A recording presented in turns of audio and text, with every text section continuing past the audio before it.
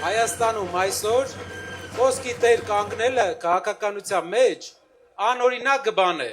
Անօրինակ բան է, որովհետև մարդը կարող է այսօր մի բան ասել, վաղը ուրիշ բան, մյուս օրը երրորդ բանը։ Ցավոք,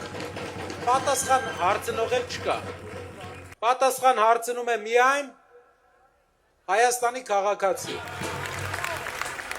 Մենք ասում ենք, որ իրավունքը պետք է գերակայի բոլոր դեպքերում քաղաքական հետապնդումների էջն է պետք է թողնվի անցյալու։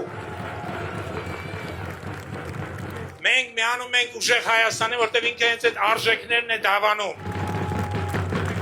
Եկեղեցու կողքին ենք կանգնել եւ այն սարքելու ենք ել ավելի ուժեղ։ Մենք ուժեղացնելու ենք մեր ընտանեկան արժեքները եւ իզուր չէ Սամվել Կարապետյանը առաջարկում ֆինանսավորել նորաստեղծ ընտանիքներին, օգնել բազմազավակ ընտանիքներին։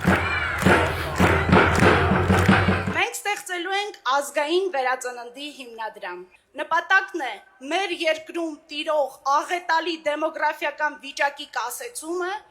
եւ բազմազավակ ընտանիքների խթանումը։ Երբ ընտանիքում ծնվի 4-րդ երեխա,